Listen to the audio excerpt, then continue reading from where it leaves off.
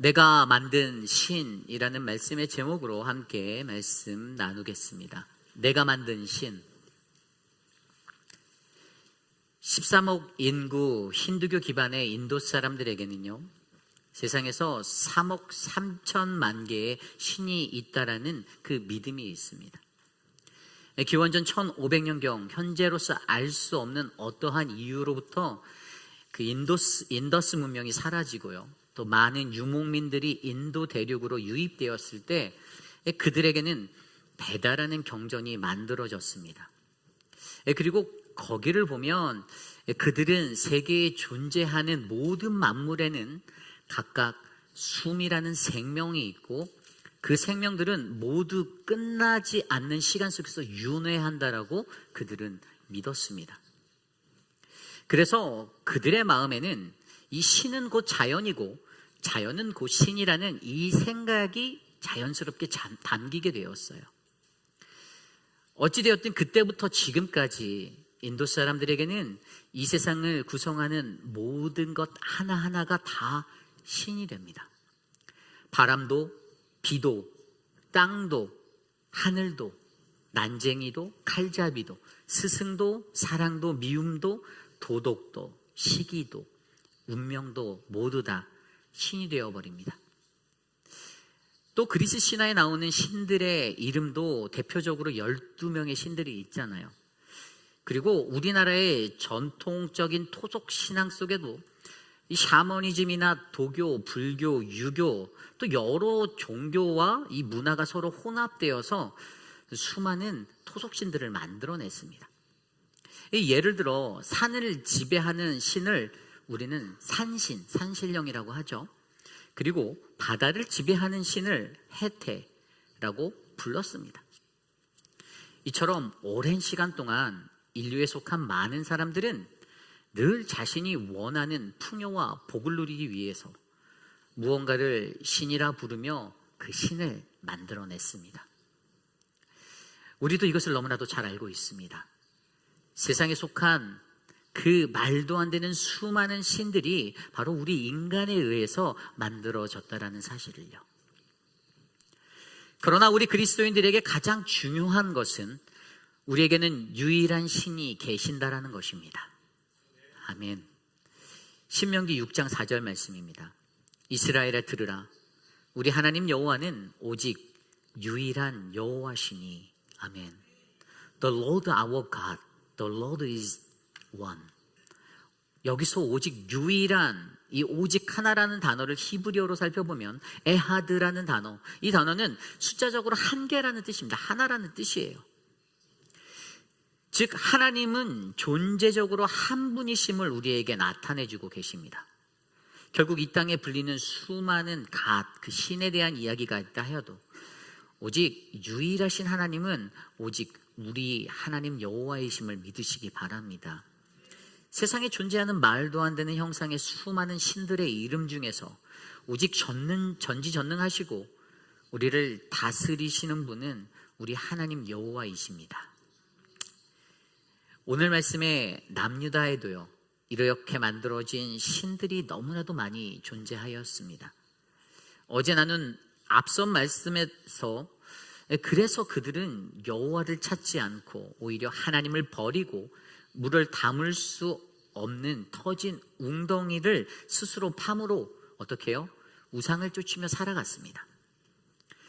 그리고 결국 그러한 그들의 배교로 인하여 하나님께서는 마음 아파하셨고 그때 그들의 입으로부터 터져 나왔던 그 말들을 하나님이 오늘 우리가 읽은 이 본문 말씀을 통하여 고발하고 계십니다. 이 세상을 살아가며 여전히 자기 자신이 만든 우상에 빠져가는 남유다의 백성들, 그들을 향하여 하나님은 그들의 말과 행위를 고발하며 오늘 이 땅을 살아가는 우리 모두에게 우리가 믿어야 하는 진정한 신, 유일하신 그 하나님을 다시금 확신함으로써 거룩하고 복된 하나님 나라의 백성으로 살아내시기를 간절히 바라고 계십니다.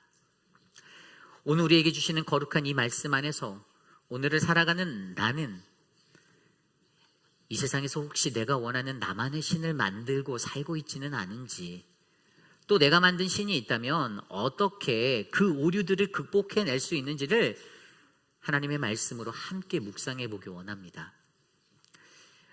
오늘 첫 번째로 내가 만든 신은 우상 숭배를 위하여 하나님께 순종을 거부하게 합니다. 내가 만든 신은 우상 숭배를 위하여 하나님께 순종을 거부하게 합니다. 오늘 말씀 20절입니다. 내가 옛적부터 내 멍에를 꺾고 내 결박을 끊으며 말하기를 나는 순종하지 아니하리라 하고 모든 높은 산 위에서와 모든 푸른 나무 아래에서 너는 몸을 굽혀 행음하도다. 아멘. 이 구절에서 우상을 따르는 남유다의 백성들이요, 아주 오래전부터 나는 그 멍에를 벗어버리고 내 속박을 끊어버리고 하나님을 섬기지 않겠다라고 그렇게 말하고 있습니다. 모든 산과 푸른 나무 아래서 그냥 우상에게 절하겠다라고 말합니다. 하나님을 버리고 우상을 숭배하였습니다. 이들의 말의 선포가 무엇을 뜻합니까? 그것은 냅둬요, 내 마음대로 살게, 이겁니다. 내 마음대로 살다. 여러분, 원래 멍에라는 것이 무엇입니까? 이것은 농사를 질 때 소에게 씌우는 거잖아요. 소가 밭을 갈 때에 그 멍에를 쓰고 일을 하는데, 그 소를 부릴 때 이 소가 그 주변에 있는 곡식이나 풀 같은 걸 뜯어 먹지 못하게 하기 위해서 이 멍에를 쓰고 일하게 합니다. 얼마나 힘들겠습니까? 매우 답답할 겁니다. 무언가에 얽매인 인생, 자유가 없는 인생 같아 보이는 것, 무거움의 인생의 표현이 바로 멍에인 것 같은데, 그러나 자세히 이 멍에를 들여다보면 그 멍에는 어그러진 소의 행동을 주제하고 바르게 만드는 그 기준이 되고 있습니다. 그렇죠. 자기 자신의 마음대로가 아니다라는 것을 알려주잖아요. 가르치잖아요.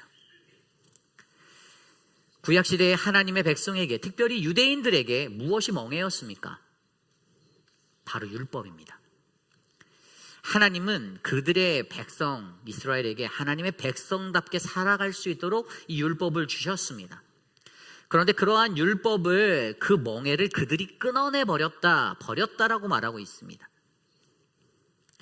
진실로 구약의 사람들에게 율법은요, 멍에라고 느낄 수 있는, 무거운 멍에라고 느낄 수도 있겠지만 사실은 그들이 진정한 자유를 얻을 수 있는 유일한 길이었습니다. 그리고 율법은 바로 하나님 나라의 백성이 되는 그 기준이 되는 것이고요. 그러나 그들은 그 기준을 버렸습니다. 앞서 말씀드린 소에게 멍에란 사명이 될 수가 있습니다. 그런데 그들이 멍에, 그 하나님의 율법, 하나님 나라의 백성을 기준을 버리고 자기 마음대로 살겠다라고 하는 것입니다. 결국 우상 숭배를 위해 하나님께 순종하기를 거부하며 나아갑니다.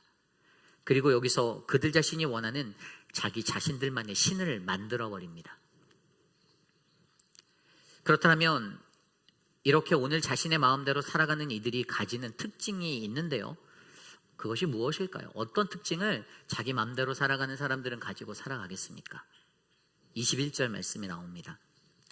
내가 너를 순전한 참 종자 곧 귀한 포도나무로 심었거늘 내게 대하여 이방 포도나무의 악한 가지가 됨이 어찌 됨이냐.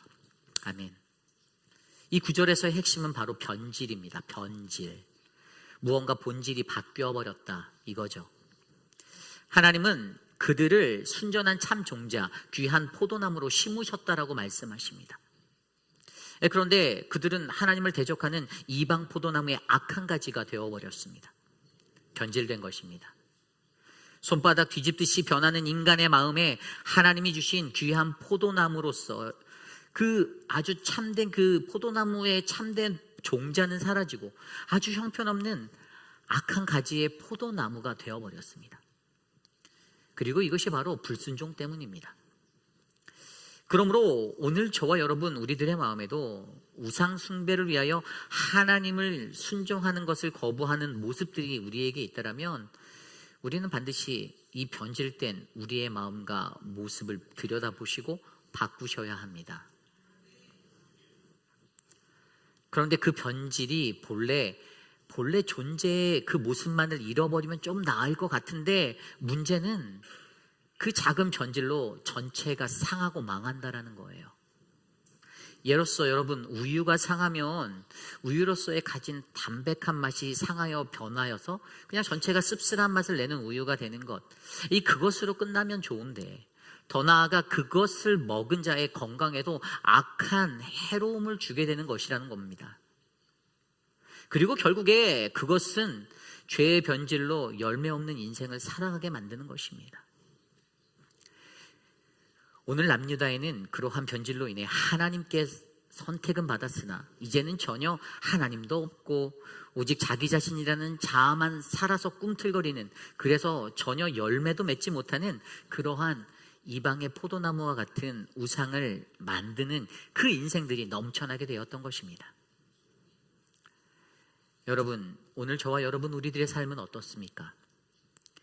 오늘 우리도 하나님이 아닌 다른 무언가를 우상으로 숭배하기 위하여 하나님께 순종해야 함을 거부한다라고 말하고 계시지는 않습니까? 나만의 신을 완성하기 위해, 만들기 위해 불순종이라는 그 길을 걷고 계시지는 않으신가요? 21절에 나온 말씀대로 하나님이 내가 너를이라고 말씀하셨죠. 내가 너를 하나님이 원래 원하셨던 우리들의 모습은요, 그분의 창조의 형상의 모습은요, 좋은 열매를 맺어야 하는 참종자의 모습이었습니다. 그러나 만약 우리가 이방의 포도나무의 악한 가지가 되어버린다라면 그 말은 말 그대로 그냥 세상과 똑같다. 하나님은 그로 인하여 매우 슬퍼할 것입니다. 그렇다면 우리는 어떻게 이것을 극복할 수 있습니까? 이것을 극복하기 위해서 먼저 우리들은 오늘 성경에서 나와 있는 이 성경이 전하는 이방인을 악하다라고 말하는 것을 정확하게 이해하셔야 합니다. 이 이방인이 악하다. 여기서 악하다. 이것은요, 그저 그들의 악한 행동을 두고 말하는 것이 아닙니다. 다시 말해, 그들이요, 늘 살인을 하거나 도적질을 하거나 거짓말을 하고 나쁜 존재로서 악한 일만 하고 살아가는 행동적인 모습의 악한 이방인에 관하여 얘기하는 것이 아니라, 오늘 이방인이 악하다라고 하는 것은 정확히 하나님과의 관계를 두고 얘기하는 것입니다. 하나님과의 관계. 즉 다시 말해, 이방인들이 하나님을 섬기지 않고 하나님께 영광 돌리지 않는 그 관계에 떨어짐, 바로 그것이 악하다라는 것입니다. 하나님의 은혜로 살아가면서도 하나님을 무시하는 것입니다. 그래서 사도 바울은 로마서 1장 22절 말씀에 하나님을 알되 하나님을 영화롭게도 아니하며 감사하지도 아니하고 오히려 그 생각이 허망하여지며 미련한 마음이 어두워졌다라고 말합니다. 바울은 그 말을 통하여서 이방인의 악함에 대해서 설명하고 있었어요. 결국 하나님, 바로 그분과의 관계의 끊어짐이 우리에게 중요하다라는 것을 알려줍니다. 끊어지면 안 된다라는 것이죠. 이러한 관계의 끊어짐으로 말미암아 오늘 남유다의 유다 백성들은요, 이러한 이방의 포도나무가 가지가 되어서 이스라엘이 이방인처럼 살아갔음을 우리에게 보여주고 있습니다. 그러기에 우리에게 하나님 그분과의 관계의 회복이, 그것을 위한 노력이 절실히 필요함을 우리가 기억하시기를 부탁드립니다. 어떻게 해야 할까요? 어떻게 해야 하나님 그분과의 관계가 회복되어질까요? 요한복음 15장 5절 말씀에 나는 포도나무요 너희는 가지라. 그가 내 안에 내가 그 안에 거하면 사람이 열매를 많이 맺나니 나를 떠나서는 너희는 아무것도 할 수가 없느니라. 아멘. 우리는 무늬만 포도나무인 그러한 나무가 아니라 열매를 맺는 포도나무가 되기 위해서 늘 항상 언제나 오직 예수 그리스도께 잘 접붙여져야만 합니다. 잘 접붙임을 받는 것은 늘 그분 안에 거하는 것이고 그분이 내 안에 늘 거하는 그러한 인생이 되는 것입니다. 내가 하루에 얼마나 그분 안에서의 삶을 살아내고 있는가, 오늘 우리는 이것을 돌아보시기를 간절히 부탁드립니다. 하나님은 이스라엘을 귀한 포도나무로 심어주셨습니다. 오늘 저와 여러분 우리도 그러한 포도나무 참 종자로 하나님이 심으셨어요. 그러니 우리가 정녕 그러한 하나님이 심은 귀한 포도나무라면 그분께 늘 붙어 있어 성령 충만한 삶으로 그에 합당한 열매를 맺으셔야 할 줄 믿습니다. 우리 옆 사람에게 이렇게 한번 말해볼까요? 당신은 참 좋은 포도나무입니다. 당신은 참 좋은 포도나무입니다. 저는 오늘 이곳에 모인 저와 여러분 우리 모두가 늘 주님께 꼭 붙어 날마다 합당한 열매를 맺는 아름다운 순종의 귀한 포도나무 되시기를 간절히 기도드립니다. 이것이 오늘 말씀의 첫 번째, 내가 만든 신은 우상 숭배를 위하여 하나님께 순종을 거부하게 합니다입니다. 오늘 두 번째로, 내가 만든 신은 죄악의 깊은 뿌리를 가지고 있습니다. 내가 만든 신은 죄악의 깊은 뿌리를 가지고 있습니다. 오늘 말씀 22절입니다. 주 여호와의 말씀이니라. 내가 잿물로 스스로 씻으며 내가 많은 비누를 쓸지라도 내 죄악이 내 앞에 그대로 있느니라. 아멘. 남유다의 백성들은요, 이 잿물로 또는 많은 비누를 가지고 자기 스스로의 죄를 씻으려 하였습니다. 왜일까요? 그들 스스로가 나 자신의 자기 스스로의 죄를 씻어낼 수 있었다라고 믿었기 때문이에요. 그러나 우리는 너무나도 잘 알고 있습니다. 죄라는 것은요, 그 어떠한 강력한 세제를 사용한다 하여도 결코 우리 스스로는 그 죄악을 씻어낼 수 없다는 것을 너무 잘 압니다. 왜죠? 그 이유는 그만큼 죄악의 뿌리가 매우 깊이 있게 박혀있기 때문입니다. 오늘 남유다의 백성들의 죄도, 이 죄의 뿌리도 매우 깊이 있게 깔려 있습니다. 그런데 여기서 문제는 그들이 죄로 인해 더러워졌음에도 불구하고 오히려 그들은 나는 더럽히지 않았어, 나는 바알을 섬기지 않았어 라고 말한다라는 것입니다. 그래서 그때 하나님은 그들에게 이렇게 말씀하십니다. 23절에 골짜기 속에 있는 내 길을 봐라. 골짜기에 있는 내 길을 봐라. Look at your way in the valley. 골짜기에 있는 길을 보아라.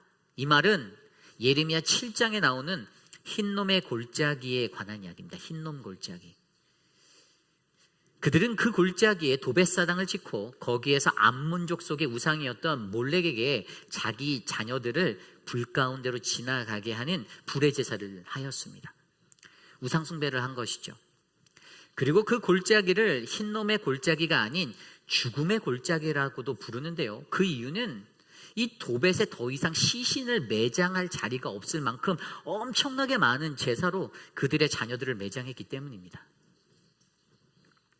이 얼마나 남유다가 심각하게 우상에 빠져 죄를 저질렀는지를 우리에게 알려줍니다. 인간의 죄가 이렇게 무섭습니다. 죽음의 골짜기로 불릴 정도로 우상을 향한 엄청난 살인적인 제사가 하나님의 백성들에게 일어났던 것입니다. 그래서 그때의 열왕기하 23장 말씀을 보면 요시야 왕이 종교개혁으로 이러한 산당 제사나 몰렉에게 바친 인신제사 같은 모든 것들을 철폐시키는 종교개혁을 단행하게 되었던 것입니다. 구약시대에 정말로 최악의 흉흉한 우상숭배의 자리로 그 대명사로 알려진 바가 바로 이 흰놈 골짜기였습니다. 흰놈이라는 이 단어를 히브리어로 흰놈인데요, 이거를 헬라어로 표기해서 바꿔보면 게헨나라는 헬라어 단어가 나와요. 게헨나. 무슨 뜻일까요? 지옥이라는 뜻입니다. 지옥. 그래서 예수님의 시대에는 이 지옥이라는 것은 바로 흰놈 골짜기와 같은 곳이다라는 그 이미지가 사람들에게 퍼져 있었습니다.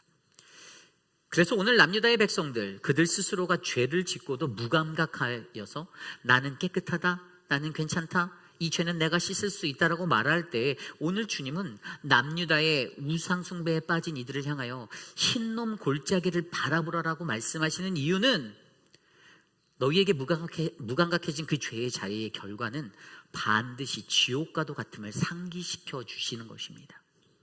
왜 그렇게 말씀하셨을까요? 그만큼 하나님은요, 이러한 지옥의 공포의 경고를 통해서라도 그들이 하나님께 다시 돌아오기를 간절히 바라셨기 때문입니다. 이처럼 우리 연약한 인간에게 가장 큰 어려움 중에 하나가 바로 이 죄의 뿌리를 끊어내지 못하는 것입니다. 게다가 이 죄의 뿌리가 얼마나 무섭냐면요, 이것으로 인하여 우리는 죄의 무감각 그리고 합리화를 가질 수밖에 없게 됩니다. 자꾸만 죄를 짓다 보니 그것이 아무렇지 않다라는 것입니다. 괜찮다라는 거예요. 그래서 오히려 나 스스로가 원하는 무언가를 형상하여 신을 만들고, 더 나아가 심판받을 때 그 죄에 무감각하여 잘 몰랐는데요, 그저 몰랐다라고 자신을 합리화하며 말하고 맙니다. 제가 예전에 운전면허를 따고 20대 초반에 제가 사는 집 그 판교 인터체인지 근처에 있는 중간에 화해단지, 그 고속도로 길가에 있는 화해단지에서 살 때 제가 이렇게 운전을 하고 가면, 그때 집 앞에 도로가 왕복 6차선 도로였는데 저희 집에 가려면 이게 신호등이 너무 멀리 있어서 그냥 차가 안 올 때 중간에 멈췄다가 그냥 좌회전해서 훅 들어가서 그냥 그렇게 들어가야만 했습니다. 원래 정상적이라면 신호등이 있는 끝에까지 가서 유턴을 하고 우회전으로 진입을 해야 하는데 뭐 늘 그냥 그렇게 다녔습니다. 왜 그랬을까요? 제가 귀찮으니까요. 네, 뭐 늘상 그랬습니다. 늘 괜찮다라고 그리고 저는 생각했습니다. 그 죄에서 저는 무뎌졌던 것입니다. 그런데 어느 날 여느 날과 같이 그렇게 좌회전해서 들어갔는데 경찰이 따라왔던 거예요. 그래서 경찰에게 잡혔는데 경찰이 저보고 이제 위반을 했다라는 거죠. 그래서 경찰에게 제가 이렇게 말했습니다. 하루 이틀도 아니고 평소에도 맨날 이렇게 다녔는데, 이 동네 사람들 다 그렇게 다니는데, 그렇게 말했더니 경찰이 제게 말하기를 그렇게 다니면 안 된다라는 거예요. 그건 중앙선 침범이라는 것입니다. 그리고 이건 법이라고 말합니다. 그래서 아니 뭐 이런 경찰이 있어, 당신 소속이 어디야라고 말하려는 게 여기까지 나왔는데 말 못하고 미안하다고, 죄송하다고, 잘만 봐주시면 안 되겠냐고, 다시는 그런 일이 없도록 하겠다라고 경찰에게 그렇게 말했더니 경찰이 저한테 이렇게 말했습니다. 몰랐다고 해서 용서가 되는 것은 아닙니다라며 딱지를 하나 끊어주더라고요. 맞습니다. 이 죄라는 것은요, 나 자신이 몰랐다고 해서 웨이브 받는 그런 것이 절대 아닙니다. 여러분, 죄라는 것이 그런 것이에요. 나중에 저와 여러분 우리가 하나님 앞에 가서, 하나님 앞에 서서 이 세상에서 실컷 죄 짓고 하나님께 가서 Hi 주님, I'm so sorry, I don't know very well 이렇게 얘기하면, 그러면서 주님 잘 몰랐어요, 다음 생에는 안 그럴게요, 한 번만 봐주시면 안 될까요? 라고 말한다고 이것이 용납되는 것이 아니라는 것입니다. 우리는 이 죄의 깊은 뿌리로 인하여 죄를 죄로 인식하지 않았고, 죄에 너무 무감각해졌었고, 더 나아가 내 죄에 대한 자기 합리화까지 할 때가 있으니 이게 얼마나 안타까운 일입니까? 그래서 그때 우리는 내가 만든 신이 가진 그 죄악의 깊은 뿌리를 정확히 들여다보셔야 합니다. 그리고 걷어내셔야 돼요. 좀 아프지만 더 이상 전염되지 않고 번지지 않도록 반드시 도려내셔야 합니다. 어떻게 도려내면 될까요? 그 방법은 영적 분별력을 가지고 말씀 안에서 나의 죄를 마주하여 성령으로 잘라내셔야 합니다. 디모데후서 3장 16절 17절 모든 성경은 하나님의 감동으로 된 것으로 교훈과 책망과 바르게 함과 의로 교육하기에 유익하니 이는 하나님의 사람으로 온전하게 하며 모든 선한 일을 행할 능력을 갖추게 하려 함이라. 아멘. 그렇습니다. 하나님의 말씀은요, 교훈하고 우리를 책망하지만 결국 그것은 우리 안에 있는 속사람을 새롭게 하기 위해서, 우리를 온전하게 하여서 모든 선한 일에 행할 능력을 주시기 위한 원동력이 되는 하나님의 말씀입니다. 그러기에 우리는 반드시 그분의 말씀 안에서 날마다 새롭게 새로워져야 하는 거예요. 로마서 12장 2절 말씀에도 너희는 이 세대를 본받지 말고 오직 마음을 새롭게 함으로 변화를 받아 하나님의 선하시고 기뻐하시고 온전하신 뜻이 무엇인지를 분별하도록 하라. 아멘. 그러므로 우리는 우리가 살아가는 이 세대들을 본받지 마셔야 합니다. 오직 하나님이 주시는 그 아름다운 하나님 나라의 비전을 바르게 분별하는 성령의 변화를 받아 아름다운 그분의 뜻을 온전히 분별하는 저와 여러분 우리 모두가 되시기를 축복합니다. 고린도전서 2장 13절 말씀에도 우리가 이것을 말하거니와 사람의 지혜가 가르친 말로 아니하고 오직 성령께서 가르치신 것으로 하니 영적인 일은 영적인 것으로 분별한다라고 말씀하셨습니다. 왜 우리가 성령 충만해야 합니까? 결국 사람의 지혜가 아닌 이 성령의 능력을 간구하는 것이 진정한 지혜인 줄 믿습니다. 성령의 그 능력이 내게 임하여 성령이 가르치신 것으로 영적인 것을 분별하셔서 무엇이 죄이고 무엇이 우상인지, 무엇이 나의 죄악의 뿌리 깊은 쓴뿌리인지 이것을 구별해내셔야만 합니다. 히브리서 15장 15절 말씀에도 이 쓴뿌리는요, 우리를 괴롭게 하고 우리를 더럽게 만든다라고 말합니다. 결국 우리는 이러한 죄의 쓴뿌리를 뽑아내야지만 성령 충만한 하나님과 동행하며 아름다운 그리스도인으로서의 축복을 누릴 수가 있는 것입니다. 저는 오늘 이곳에 모인 저와 여러분 우리 모두가 이러한 우리 죄악의 쓴뿌리, 내가 만든 신이 가진 그 죄악의 깊은 뿌리를 잘 제거하여 항상 행복한 주님과 동행을 이루는 우리 모두가 되시기를 축복합니다. 이것이 오늘 말씀의 두 번째, 내가 만든 신은 죄악의 깊은 뿌리를 가지고 있습니다입니다. 오늘 마지막으로 내가 만든 신은 중독으로 우상을 따라 살아가게 합니다. 중독으로 우상을 따라 살아가게 합니다. 오늘 말씀 25절 말씀입니다. 내가 또 말하기를 내 발을 제어하여 벗은 발이 되게 하지 말며 목을 갈아여 하지 말라 하였으나 오직 너는 말하기를 아니라 이는 헛된 말이라 내가 이방신들을 사랑하였음즉 그를 따라가겠노라 하도다. 아멘. 이 구절에서 우리가 이 구절 앞에 보면요, 23절 말씀에 하나님이요 그들에게 죄 가운데 서지 말라라고 말리시는 이야기가 나와요.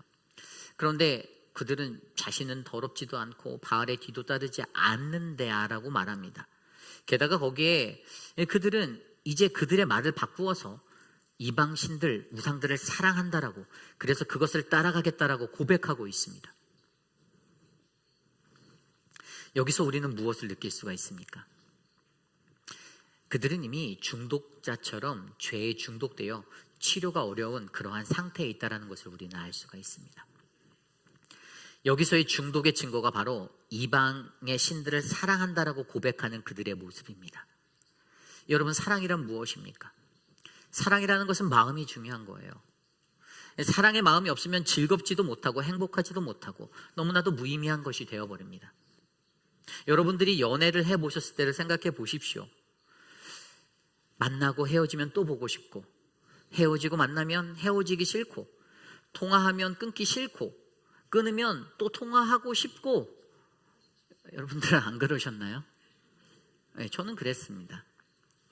그런데 이게 은근히 중독성이 있는 거예요. 왜죠? 사랑하기 때문이죠. 오늘 남유다의 백성들이 그들의 죄를 끊어내지 못하면요, 바로 그들이 여전히 죄를 사랑하기 때문입니다. 죄에 중독되어져 있습니다. 그들은 우리는 아니다라고 말하지만 하나님의 관점에서부터 바라보면 그들은 여전히 죄를 사랑하기 때문에 그들은 그 죄에서 헤어나오지 못하고 있는 것, 이것이 중독입니다. 그들의 중독을 성경은 어떻게 표현합니까? 23절 후반과 24절에 발빠른 암낙타가, 또 24절에 들 암나귀가 헐떡거림 같이라고 표현하고 있습니다. 뭐죠? 발정난 암낙타나 들 암나귀가 발정이 나면요, 그냥 아무 수컷에나 달려들기 때문에 이 수컷을 찾아 이리저리 헤매고 전혀 통제가, 절제가 안 되는 그러한 죄에 미쳐버린 모습으로 중독되어 살아가고 있었다라는 것입니다. 그래서 하나님께서 어떻게 하셨습니까? 앞서 읽은 오늘 말씀 25절 말씀에 보면 우리의 발을 제어하여 벗은 발이 되지 말게 하고 목을 가라게 하지 말라라고 말씀하셨습니다. 다시 말해 이것은 그들의 신발이 헤어지고 목이 탈 때까지 이것을, 이 헛된 것을 뒤쫓아가는 그것을 멈춰라. 결국에 거기에는 아무런 유익함도 없으니 어서 깨닫고 돌이켜 와라라고 말하는 것입니다. 하나님이 그렇게 말리셨어요. 그러나 이미 죄에 중독된 그들은요, 하나님의 말림에도 전혀 소용이 없었습니다. 오히려 그들은 내가 이방신을 사랑하니 따라간다라고 대놓고 반역합니다. 그렇습니다. 오늘 남유다의 모습이 바로 저와 여러분, 우리들의 모습이 될 수가 있습니다. 우리들이 우상에 미쳐 그것에 빠져 그것이 죄인지도 모르고 달려만 갈 때가 있습니다. 하나님이 누구누구야, 너 거기로 가면 안 돼, 어서 돌아와 라고 그렇게 말씀하고 계시는데도 이미 그 중독이 너무 깊어서 나는 그것을 사랑해, 너무 사랑해 라고 말하며 뿌리치고 나아갑니다. 죄라는 것이 인지가 될 듯한데도 그것을 끊어내지를 못합니다. 통제가 안 돼요. 조절 없이, 통제 없이 그냥 자연스레 습관처럼 이것을 반복합니다. 이것이 중독입니다. 그리고 하나님이 아닌 나의 것, 또 다른 세상의 것에 집중하며 하나님은 밀어내고 그 안에 나만의 신을 만들어버립니다. 여러분, 이것에 대하여 우리는 어떻게 해야 할까요? 그 방법은 단 하나. 저와 여러분, 우리 모두는 예수 그리스도에 중독되셔야 합니다. 아멘. 이 노스플로리다 대학의 명예교수이자 마약과 그 중독이라는 것의 전문가인 데이비드 T. 코트라이트라는 사람이 있어요. 근데 그가 쓴 책이 중독의 시대, The Age of Addiction이라는 책인데요. 그 책에서 그는 이 시대의 사람들은 누구나 한 가지의 중독을 꼭 달고 산다라고 말합니다. 누군가는 습관적으로 술을 마시고, 누군가는 습관적으로 담배를 피고, 커피를 즐기는 등의 인생의 모든 영역에 크고 작은 중독의 것들이 꼭 있다라고 말합니다. 그래서 그는 이 중독을 심각하게 여기고 이것을 어떻게 하면 될까 고민하였어요. 그리고 이것을 억제하려다 보면 이상하게 중독은 억제하면 억제할수록 이 풍선 효과처럼 더 커져서 다른 현상들 가운데 부작용으로 나타난다라고 그가 설명을 합니다. 그래서 그는 그의 책에 이 중독이라는 것을 건강한 중독으로 바꾼 이들의 두 가지 특징을 설명해 주고 있는데요. 그 책에서 나타난 첫 번째 그 특징이 바로 운동 자기 단련 메커니즘, 두 번째가 커뮤니티라는 거예요.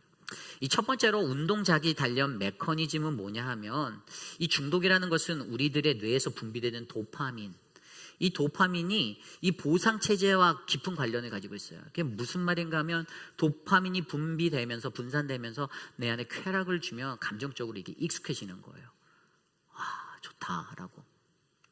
그 보상 심리를 느껴지는 거예요. 그래서 자연스럽게 사람의 뇌로부터 나오는 그 도파민의 쾌락이 강하게 느껴지면, 이 한번 이 뇌에서 보상이 크다라고 느끼게 되면 그 행동은 인간에게 자연스럽게 반복되는 이 중독이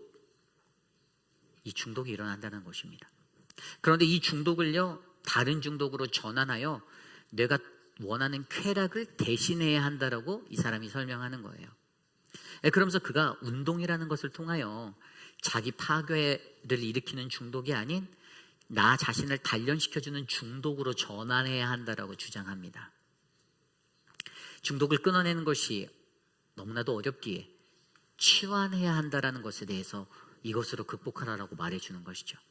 그리고 두 번째 커뮤니티는 뭐냐면, 이 저자가 이 중독 상태에 머물러 있는 사람들 대상으로 서베이라고 조사를 했더니 통계적으로 어떤 특정한 그 직업군이나 어떤 그 위치에 있는 사람들이 이 중독에 덜 빠지는 것들을 발견하게 되었어요.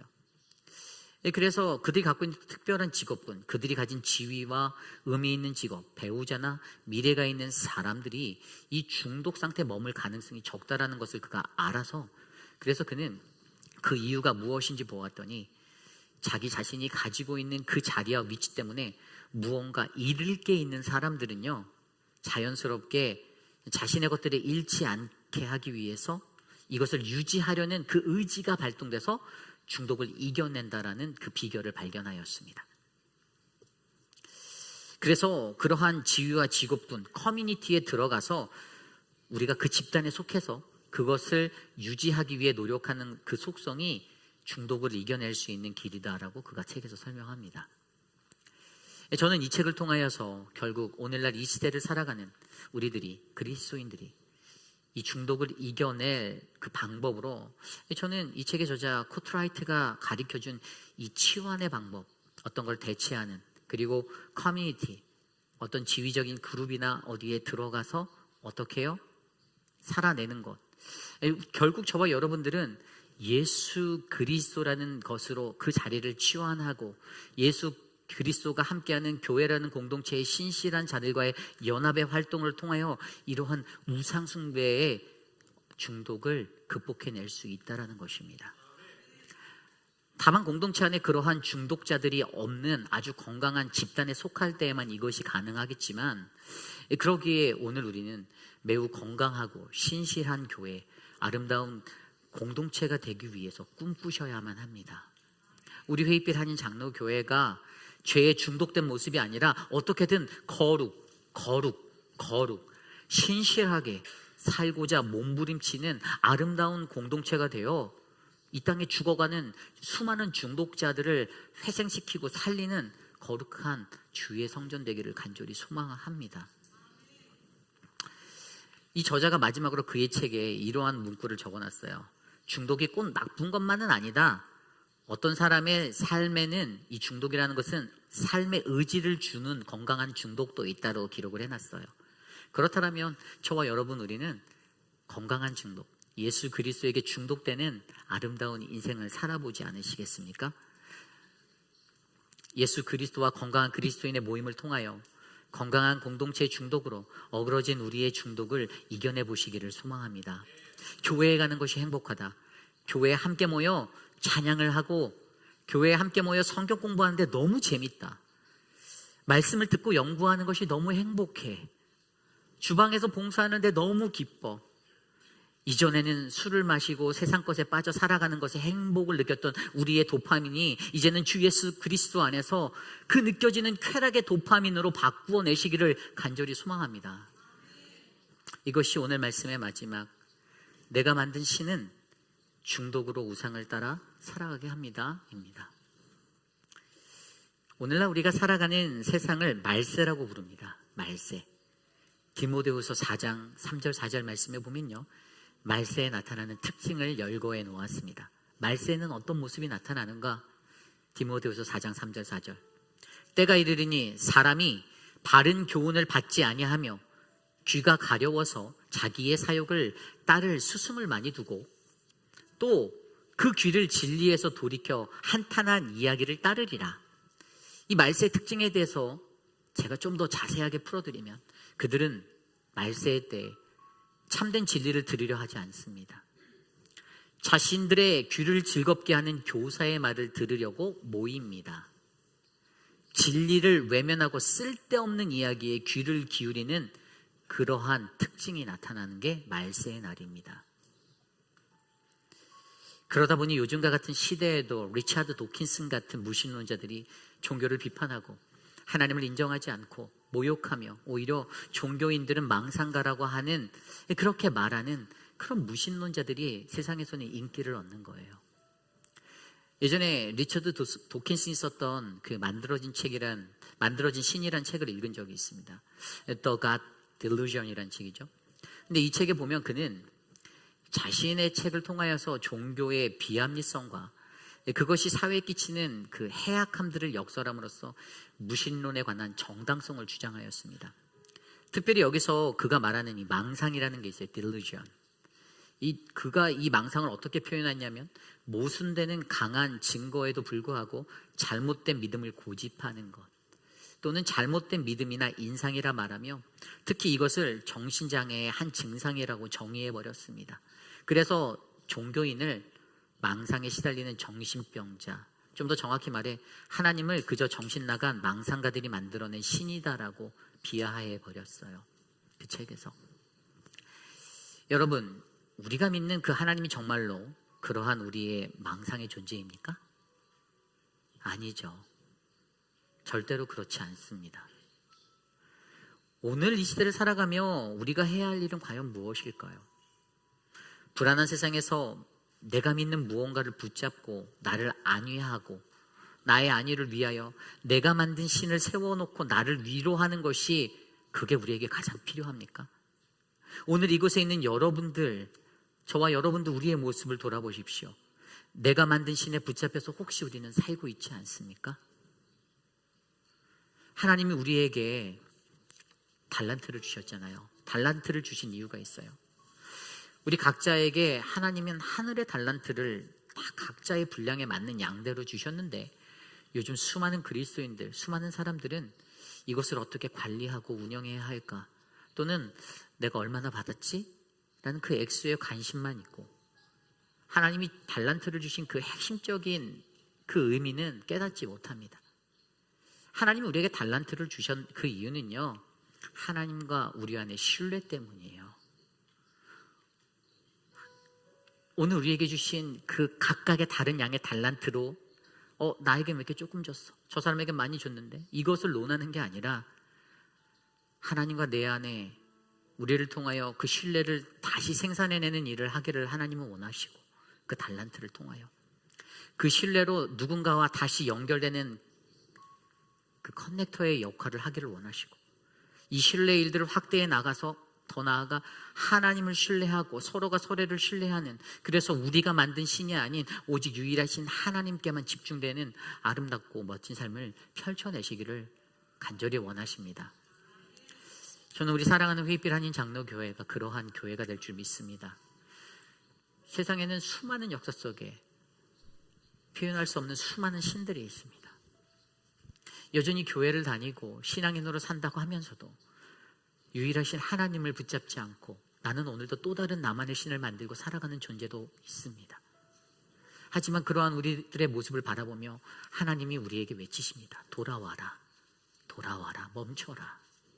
그런데 여전히 그 음성을 듣지 못하고 분별하지 못하여 우리는 또 나만의 신을 만들고 그렇게 살아간다라면 하나님이 우리를 향하여 얼마나 아파하실지를 돌아보시기를 바랍니다. 저는 우리 교회에 하나님이 유일하신 그 하나님이 우리의 주인 되시고 우리의 평화 되시며 우리를 인도하시는 거룩하신 하나님이 되시는 아름다운 회빛 한인 장로교회 되기를 간절히 소망합니다. 아멘. 이 시간 우리 단기 선교팀을 잠깐 파송하도록 할 텐데 잠깐 나와 주실까요? 우리 이번에 8분의 도미니카 단기 선교를 맡으시는 분들, 우리 김소희, 김용순, 남혜란, 박정자, 이선, 이태호, 이혜수, 그리고 저희들이 잠깐 앞에 나와서 이게 일렬로 쫙 서 주십시오. 예. 저희들이 좀 여러분들께 축복을 바라며 또 기도를 함께 받기를 원합니다. 저희가 이제 오늘 오후 4시에 교회를 떠납니다. 저희가 15인승 밴을 가지고 가고요. 돌아오는 것은 아마 토요일날 새벽 1시 정도 되지 않을까 싶어요. 그래서 저희가 돌아와요. 많은 분들이 우리가 하는 이 선교에 대해서 거기 뭐하러 가나 이런 생각도 하실 수도 있다고 봐요. 저희는요 오래전부터 기도했어요. 도미니카 땅을 위해서. 그리고 이제 정탐꾼이에요. 우리는 8명의 정탐꾼이 되어 그곳에 갑니다. 2달 동안에 정말 열심히 훈련 받으셨어요. 한 주도 빠지지 않고 게으르게 하지 않고 정말 최선을 다하셨습니다. 하나님이 여기 계신 이분들을 통하여 우리 교회가 가져야 할 선교적 비전을 발견하게 하실 줄 저는 믿습니다. 그래서 여러분들 이 시간에 함께 찬양을 같이 불러주시고요. 우리 모두에서 자리에서 일어나 2팔 벌려 함께 찬양하실 때 주님이 주신 땅으로 함께 찬양하고 우리 기도하기 원합니다.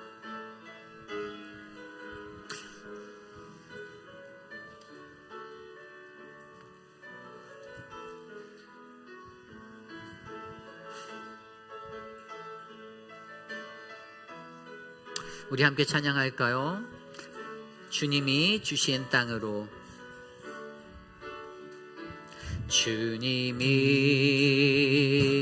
주신 땅으로 한 걸음씩 나아가 수많은 적들과 견고한 성이 나를 두렵게 하지마. 주님을 신뢰함으로, 주님을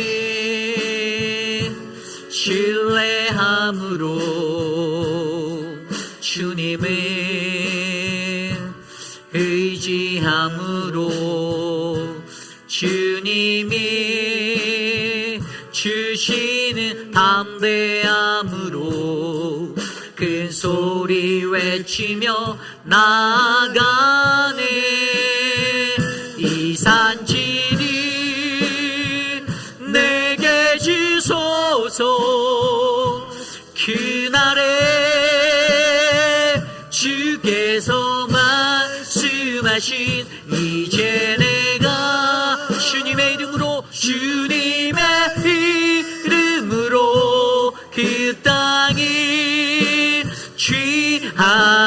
산지를 내게 주소서. 이 산지를 내게 주소서. 그날에 주께서 말씀하신 이제 내가 주님의 이름으로 그 땅을 취하리니.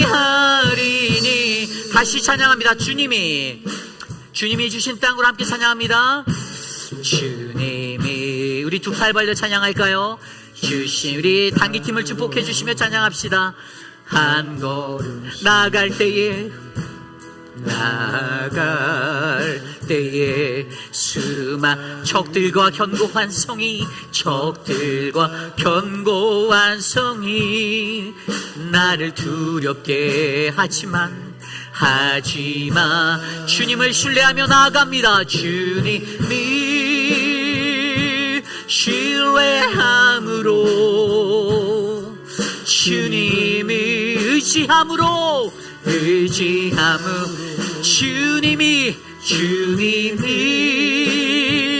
주시는 담대함으로 큰 소리 외치며 이 산지를 내게 주소서. 내게 주소서. 그날에 주께서 말씀하신 이제 내가 주님의 이름으로 이 땅을 취하리. 이 산지를 내게 주소서. 주날에 주께서 말씀하신 이제 내가 주님의 이름으로 그 땅을 취하리니. 우리 시간에 합심하여 함께 기도할 때 단기팀을 위하여 기도합니다. 여러분 함께 기도해 주십시오. 우리가 밟는 땅, 그 땅이 하나님의 나라, 하나님의 땅이 되기를 원합니다. 주의 땅 밟을 때 우리를 안전하게 지켜주시고, 하나님 우리 안에 청령 충만함을 주시고, 하나님의 꿈과 비전을 발견할 수 있는 선교팀이 되게 하여 주시옵소서. 우리 시간 함께 합심하여 단기팀을 위하여 기도합니다. 하나님 도와주십시오. 사랑하는 자들을 축복하여 주십시오. 사랑하는 우리 김소희 집사님, 김영순 장로님, 남혜란 집사님, 박정자 집사님, 이선 집사님, 하나님 이태호 장로님, 예수 집사님 축복하여 주시옵소서. 저들이 받는 땅 가운데 하나님의 은혜와 하나님의 능력을 구하게 하여 주시고, 주의 뜻과 비전을 발견하게 하여 주시고, 하나님의 선한 능력이 저들에게 있어 저들이 가는 동성 남북 어느 곳에서나 하나님의 놀라운 역사를 경험하도록 주님 도와주시옵소서. 그 땅에 있는 영혼들을 만날 때 하나님 그들을 향한 하나님의 마음을 품게 하여 주시고, 긍휼의 마음을 얻게 하여 주시고, 주의 사랑의 마음을 나누게 하시고, 우리를 하여금 더 큰 꿈을, 비전을 발견하게 하여 주셔서 하나님 우리가 걷는 그곳이 예수 그리스도의 나라가 되게 하여 주시옵소서. 도와주시옵소서. 하나님 역사하여 주시옵소서.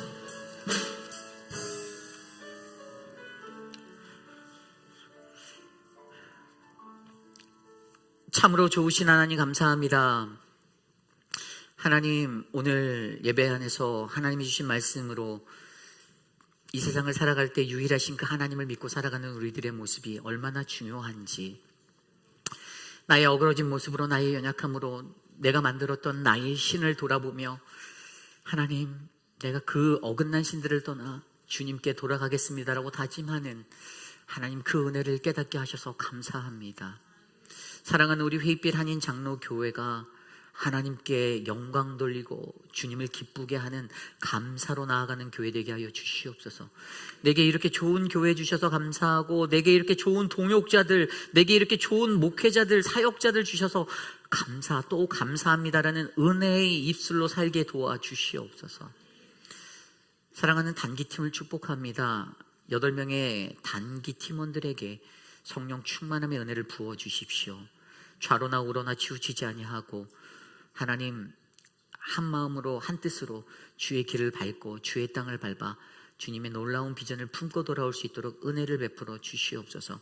사랑하는 미스터 체리를 위하여 기도합니다. 하나님, 호수를 뺐음에도 불구하고 회복할 수 있는 더 좋은 회복의 시간을 주셔서 감사합니다. 모든 생명이 주께 연합되어져 있고 주의 손에 있음을 고백하오니 하나님 만져주시고 은혜를 베풀어 주시옵소서. 사랑하는 우리 김현순 성도님 지켜주십시오.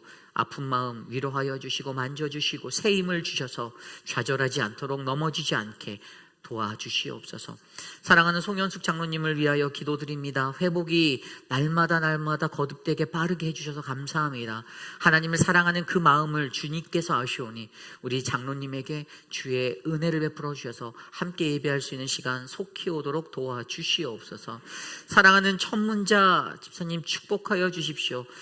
하나님, 육신의 연약함 때문에 암이라는 것이 2개나 발견되었습니다.